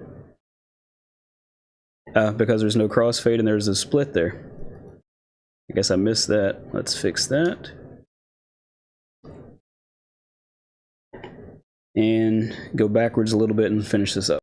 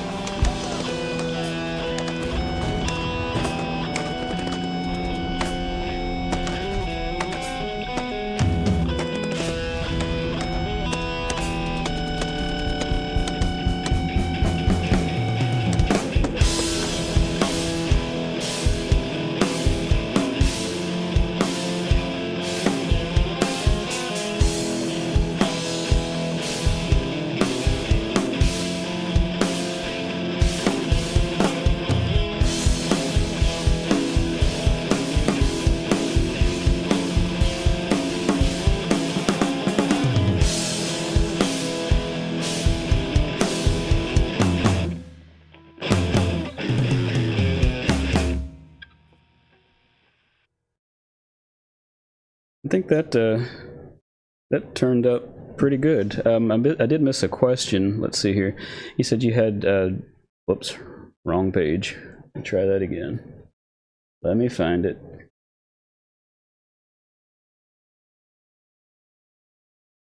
There we go. You said you got challenges getting the rack and floor toms to sound good. That's a hard one to give a good answer to without hearing it. I know that on my same kit, my rack tom, when I hit it versus when Eddie hits it, sounds totally different. I have a tendency to hit my rack tom a bit weak for some reason. It may be the height, it may be the angle, but the floor toms I hit just fine. So it could be an issue of technique, but it could be an issue of tuning, and it could be an issue of heads, like whether the heads are in good shape, if they've been beaten to death to where they just don't have the tone that they should anymore. There's a lot to be said for head choice, but at the same time, some people would say that it's about like tube sniffers and the different heads don't make that much of a difference. But I would swear by attack drum heads. I'm not like endorsed by them or anything like that, but I like how easy they are to tune, how well they stay in tune, and how they sound. So like in this case, my toms, for example, let me get back over here. I've got nothing on those toms except for the gate. So when you're hearing the toms, that's the natural sound of the toms. Let me find a good hit here. Get that out of the way here. There should be one here in this ending somewhere. Right about there. Okay, so if I just mute those toms, or sorry, solo the toms, and I'm going to turn off the gate, and I'll go back and play a little bit before that so we can hear whatever bleed might be coming through on the toms, which will not be much at that point, but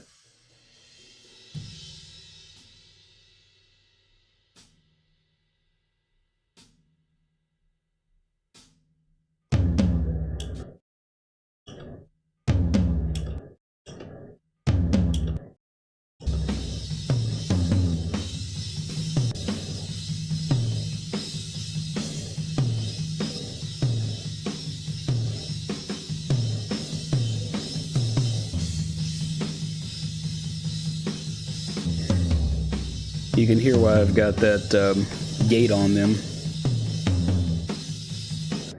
So if I go back and, whoops, just turn that gate back on, which I'm just using the stock RIA gate in this case.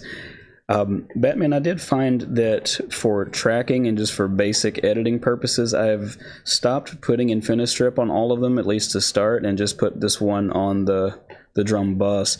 I do have some compression going on here. Let me unsolo these and solo the drum bus, and let's see how much. Like, I've got a little bit of a boost here, but mild compression and some saturation.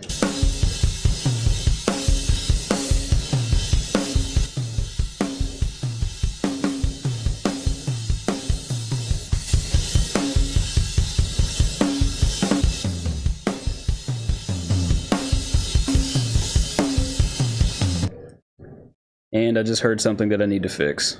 Now I gotta find it.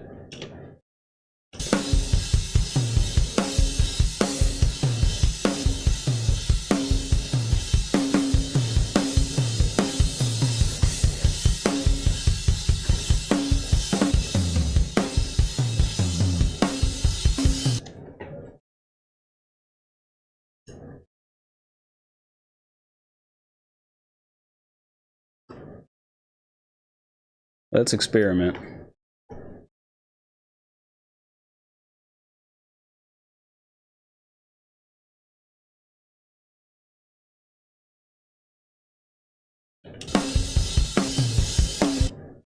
think that may actually work.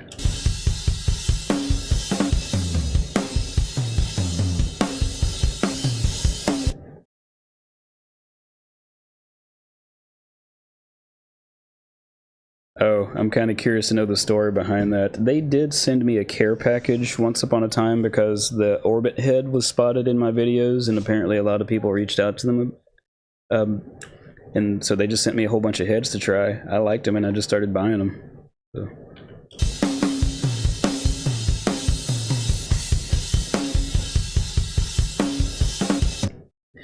I guess this just kind of goes to show why it's important to go back and listen to the drums in solo to make sure that everything is clean.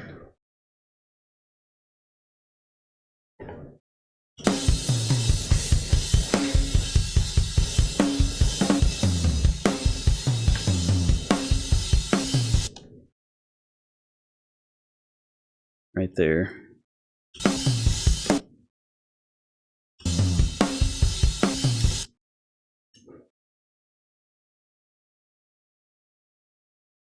It's another one of those parts that got messed up again.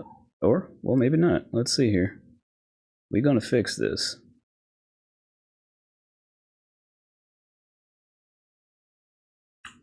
Why does that keep happening? Well, let's do this.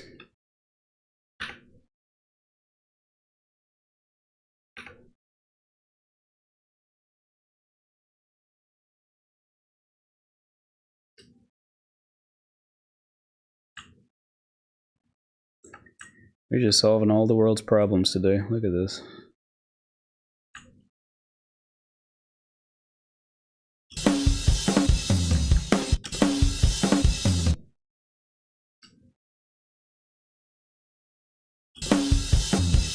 Nope.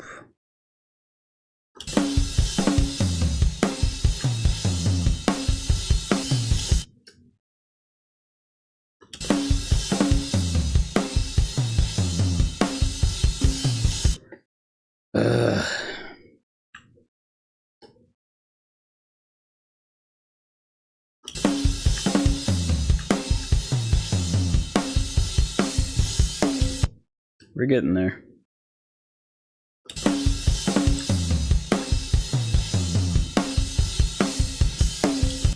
Nope.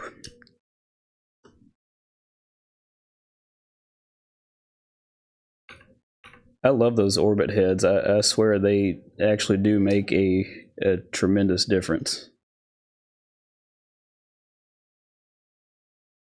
Can never get any stuff. Oh, wow. I guess I get mine from Sweetwater, but if you were endorsed and they were supposed to be sending some straight to you, that's a different story. I just buy mine.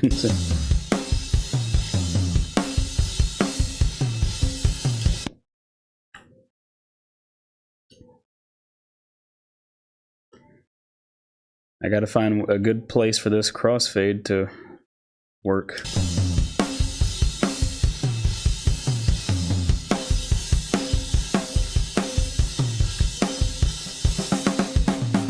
Okay, let's check that in context. Hopefully those choices I just made work.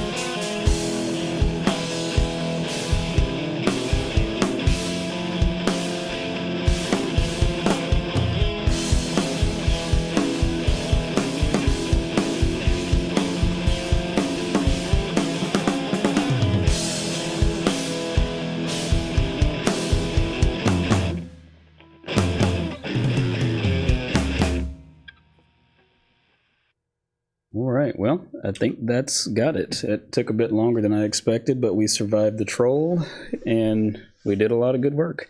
If you guys got any more questions, feel free to toss them up into the chat. I'm going to switch back to my waiting to start screen, but I'll stick around for just a little bit if you've got any questions, comments, or concerns.